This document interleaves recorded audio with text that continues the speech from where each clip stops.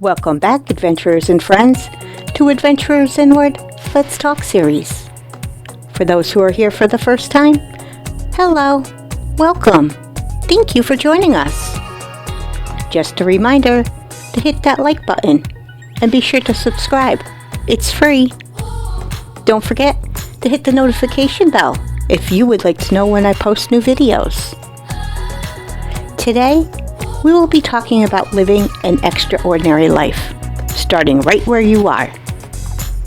So get comfy cozy, open your heart, open your mind, and let's get into it. Let's begin with a quote from Rumi. Let the beauty we love be what we do. There are hundreds of ways to kneel and kiss the ground. Isn't this a miracle? I asked myself in the milk aisle at the grocery store. It was a Wednesday night after work, and I was buying a few staples to get us through the week. It was a completely ordinary moment in a completely ordinary day, and it was miraculous. Rewind a few years. Same grocery store, same shopping list, and you would find me absent-mindedly wandering the aisles, lost in a head full of worries. I couldn't tell you now what I was worried about then. The house, the kids, money, probably. My body would be tense, with a hint of tears right behind my eyes. Isn't this supposed to be a miracle? I might have asked if I had the words to describe that feeling. For as long as I can remember, I wanted to be one of those interesting people who did interesting things, like paint murals or write books. I wanted to see every continent and learn as many languages as my brain could hold. I wanted to feel excited by my life. As a child, I had no doubt that this is what growing up would be like. But for as long as I can remember, I also lived under the assumption that I had something to prove. My intelligence, my worth, my place in this world. Somehow, these two ideas became intertwined. That part of me that felt so certain that her life would be extraordinary started to have doubts. Could I really pull it off? Had I really earned it? Was I being completely delusional? Over time, that vision of my extraordinary life felt like a silly childhood dream, and I stopped myself from following it. I worked hard and earned a good reputation, but that excitement, that fulfillment was always just out of my reach. I would let it go saying, it'll come back later.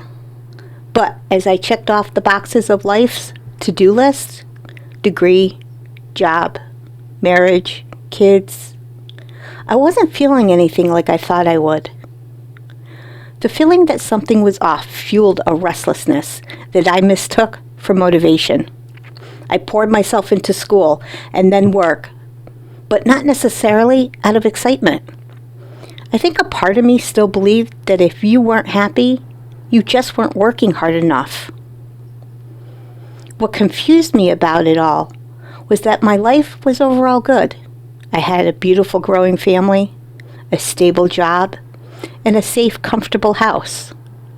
I mean, I was buying organic milk to pour on my cereal. That's a privilege.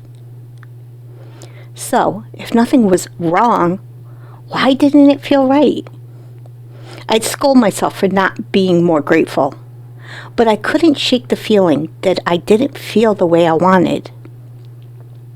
Then, one ordinary day, while squeezing in another email during my lunch hour, a little thought snapped me out of it.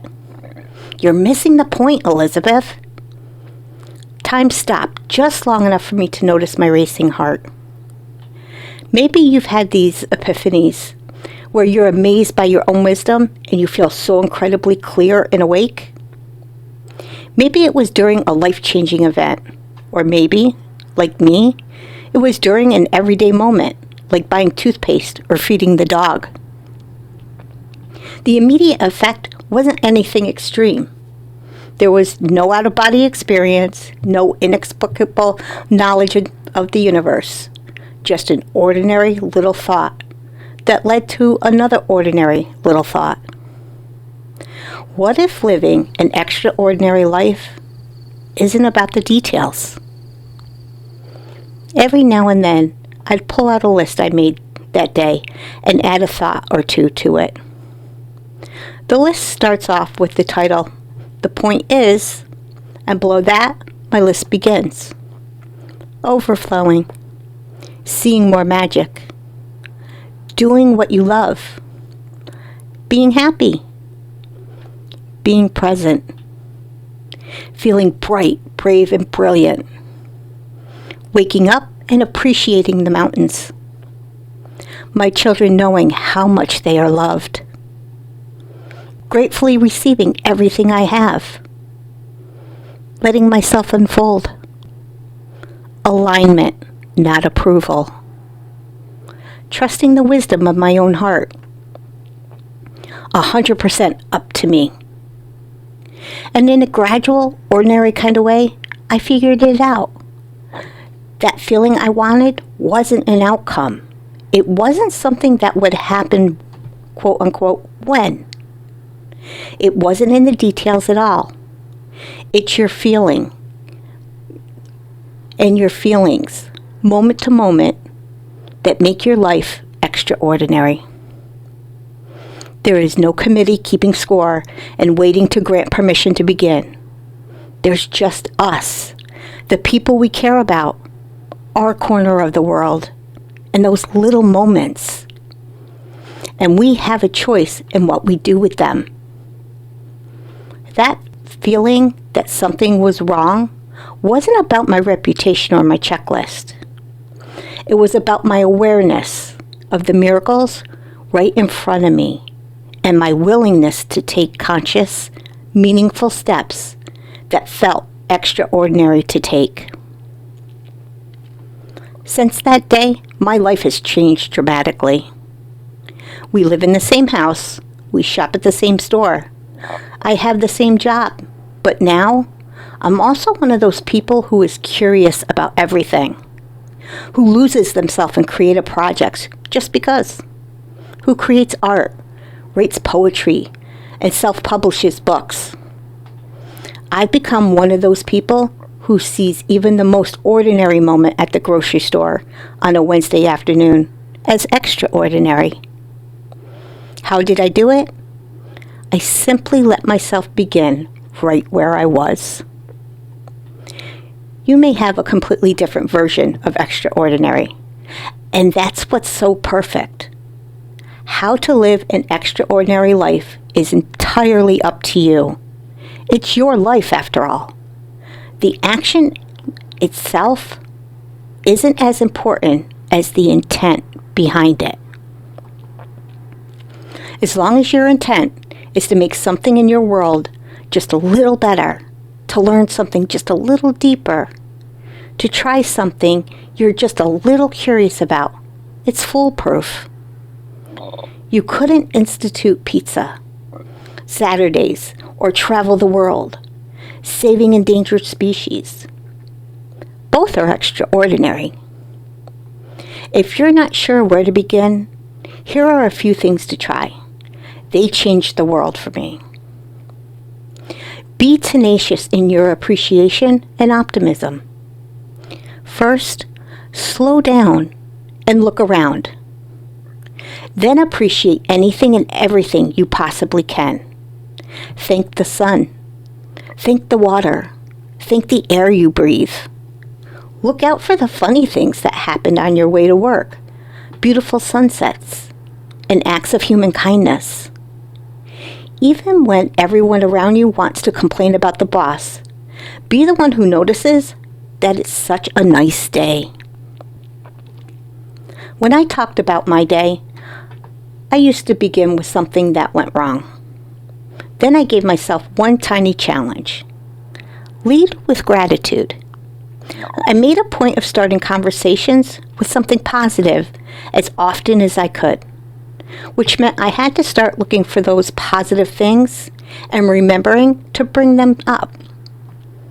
I discovered so much beauty around me with this one simple switch. Define your extraordinary.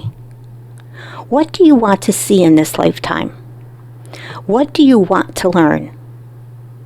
How do you want to feel while you're living your life? I thought about these things before, of course, but they would quickly get taken over by something more serious. I didn't want to waste time. My attitude changed when I decided that feeling curious, engaged, and alive was more important than being productive. I began setting intentions for the week. I'd write down an idea that excited me, a feeling I wanted to nurture, and something I wanted to learn or create. Then I gave myself small, meaningful challenges that fit with those intentions. Carrying a composition book with me quickly led to filling that composition book, and then another and another. Make friends with your body. Your body was made for living, so live in it. Use it in a life-affirming way. Don't just feed it, nourish it. Let it move, let it sweat, let it pump its blood, laugh, cry, and feel. Stretch into it and savor its senses. Rest when it's tired. Heal it when it's hurting. Love it when you want to change it. And thank it. And when it has something to tell you, lean in and really listen. I used to treat my body like it had no purpose. I didn't nourish it. I overworked its muscles, and I constantly tried to remodel it.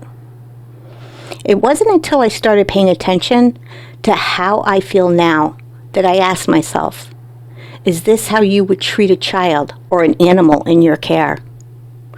My answer was an emphatic no.